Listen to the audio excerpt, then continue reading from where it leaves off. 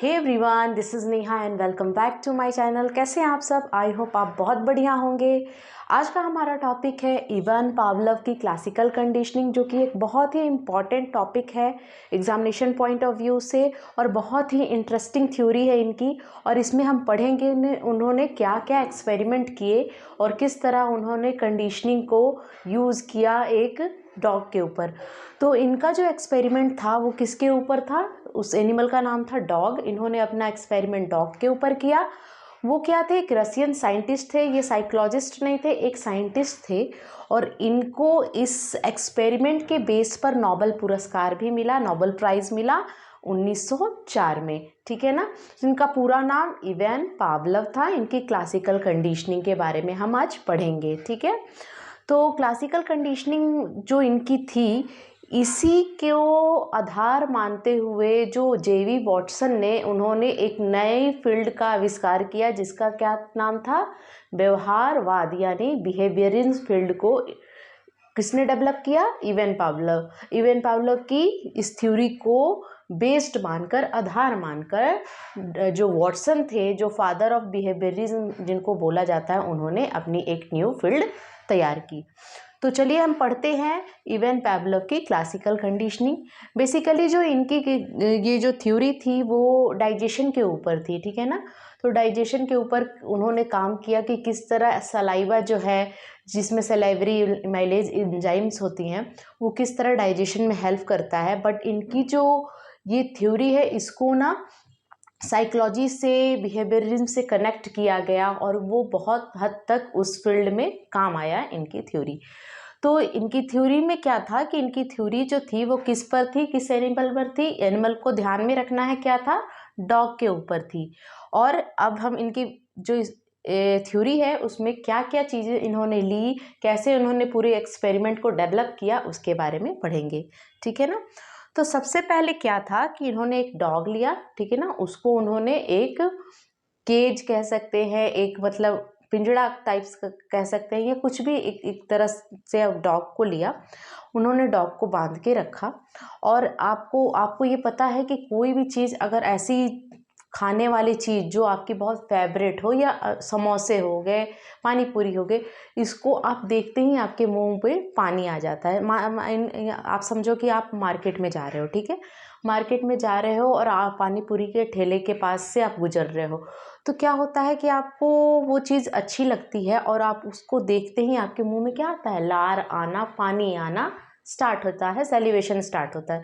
तो ये क्या है? किसी ने आपको बाधित किया है क्या कि आपके मुंह से ला रहा है? नहीं ना। ये क्या होता है? ये एक नेचुरल प्रोसेस होता है कि किसी भी चीज़ को देख के, जो खाने वाली चीज़ है, जो आपको पसंद है, उसको देखते ही आपके मुंह में, स्वाभाविक है, नेचुरल प्रोसेस है कि आपके मुंह में पानी आ जाएगा। ठीक है ना। ये समोसे को आप बनते देख रहे हो, या आपके घर में समोसे आ गए, तो आपको ऐसा लगता है कि जल्दी से समोसे जाऊं और लेकर खा लूं। और जब तक आप खाना स्टार्ट नहीं करते, उससे पहले आपके मुंह में क्या आता है? पानी आता है। या खट्टी चीज़ें हो गई, अचार वगैरह देख के लोगों को मुंह में पानी आने लगता है।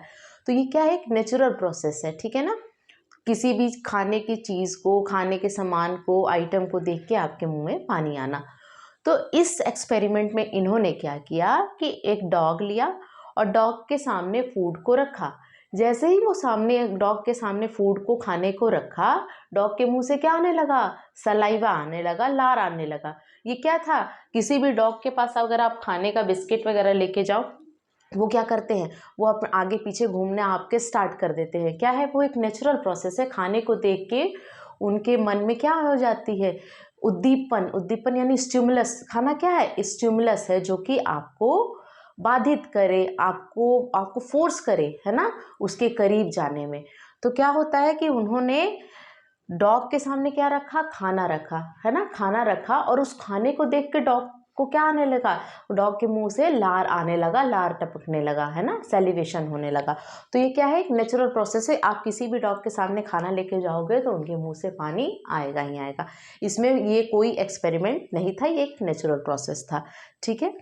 तो यहाँ पर उन्होंने टर्म दिया UCS, यानी अनकंडीशनल स्टिमुलस। स्टिमुलस क्या है? उद्दीपन। स्टिमुलस क्या है? उद्दीपन। उद्दीपन यानी ऐसी चीज जो आपको ट्रिगर करे, आपको फोर्स करे, बाधित करे कुछ भी काम करने के लिए, ऐसी चीज़ जो आपके ऊपर फोर्स करे कि आप वो चीज़ कर जाओ। तो स्टिमुलस क्या है, आपको फोर्स करती है, ट्रिगर करती है, उद्दीपन है ये कि कोई भी चीज़ आप कर जाओ। तो क्या था, उन्होंने 4 टर्म लिए। सबसे पहले आप इस 4 टर्म को पढ़ो, इस थ्योरी को पढ़ने से पहले। UCS का मतलब होता है अनकंडीशनल स्टिमुलस, UCR का मतलब होता है अनकंडीशनल रिस्पॉन्स, CS का मतलब होता है कंडीशनल स्टिमुलस एंड CR का मतलब है कंडीशनल रिस्पॉन्स। ये है आप बेसिक टर्म्स जो इन्होंने अपने एक्सपेरिमेंट में यूज़ करे। तो देखो, सबसे पहले उन्होंने क्या किया, डॉग के सामने खाना रखा। तो खाना क्या है, UCS है, यानी अनकंडीशनल स्टिमुलस है खाना। और जब खाना के आने से क्या आता है, रिस्पॉन्स क्या है, लार आना। फूड क्या है, स्टिमुलस का काम कर रहा है, और रिस्पॉन्स क्या है, सेलिवेशन। सेलिवेशन क्या है, रिस्पॉन्स, एंड फूड क्या है, स्टिमुलस। तो फूड को देख के डॉग के मुंह में पानी आना यानी सेलिवेशन होना, ये क्या होता है, एक नेचुरल प्रोसेस होता है। फूड को देखते ही उन्होंने जब रखा फूड, तो डॉग के मुंह से क्या आने लगा, लार आने लगा, पानी आने लगा। तो ये क्या है, एक नेचुरल प्रोसेस है, स्वाभाविक है, ये सबके साथ होता है, डॉग के साथ भी हुआ ऐसा, ठीक है। तो फूड को हम यहाँ पे क्या करेंगे, अनकंडीशनल स्टिमुलस, ये अनकंडीशनल स्टिमुलस है। और अनकंडीशनल रिस्पॉन्स यानी यहाँ पे कोई कंडीशन नहीं है, ये इसके पीछे कोई कंडीशन या टर्म एंड कंडीशन नहीं रखी हुई है कि इसीलिए इसको बोला गया है अनकंडीशनल स्टिमुलस। उसके बाद उन्होंने देखा, दूसरे टाइम में उन्होंने बेल बजाई, तो बेल बजाने से सेलिवेशन नहीं हुआ, ठीक है ना। उन्होंने फिर क्या की, पहले तो खाना दिया, खाना देने के बाद क्या हुआ, उनके डॉग के मुंह से क्या आया, लार आया। दूसरी बार उन्होंने बेल बजाई, ठीक है, बेल बजाई, तो बेल से क्या फ़र्क पड़ता है डॉग को तो खाने से फ़र्क पड़ता है। तो सिर्फ बेल बजाई, ओनली बेल बजाई, तो डॉग के मुंह से सेलिवेशन नहीं हुआ। तीसरे टाइम उन्होंने क्या किया, फूड के साथ बेल को जोड़ा, यानी फूड के साथ एसोसिएट कर दिया, जोड़ दिया। किसको जोड़ दिया, बेल यानी घंटी को जोड़ दिया। तो तीसरे टाइम उन्होंने क्या है, अनकंडीशनल स्टिमुलस है फूड, कंडीशन स्टिमुलस है बेल। तो अभी भी डॉग को कोई फर्क नहीं पड़ा है बेल का, अभी जो आ रहा है तीसरे टाइम सेलिवेशन, वो फूड के कारण ही सेलिवेशन आ रहा है, फूड के कारण ही सेलिवेशन आ रहा है। किसके मुंह में, किसके मुंह से, डॉग के मुंह से, बेल से कोई लेना देना नहीं है। लेकिन ये जो सेकंड वाला स्टेप है, उन्होंने बहुत बार किया, रिपीटेड एक्सपोजर किया, ठीक है ना। रिपीटेड एक्सपोजर यानी बहुत बार किया, हर बार खाना दिया, खाने के साथ बेल बजाई, हर बार सेलिवेशन आया। ऐसे 10-15 बार करने के बाद क्या हुआ कि 5-6 बार तो क्या हुआ, 5-6 बार में तो डॉग को खाना देख कर ही सेलिवेशन आ रहा था। लेकिन फिर क्या हुआ, खाने को बेल के साथ जोड़ने पर सेलिवेशन आने लगा। तो ये वाला जो सेकंड वाला टर्म है, इन्होंने बहुत बार किया, जिसको रिपीटेड एक्सपोजर कहते हैं। बहुत बार खाना दिया, फिर बेल बजाया, सेलिवेशन हो गया, खाना दिया, बेल बजाया, सेलिवेशन हो गया। फिर क्या हुआ, यहाँ पर ये है कंडीशनिंग का प्रोसेस। यहाँ पर वो क्या करना चाह रहे थे, डॉग के साथ कंडीशनिंग करना चाह रहे। कंडीशनिंग क्या, फूड को बेल के साथ जोड़ना, उसके बाद सेलिवेशन आना।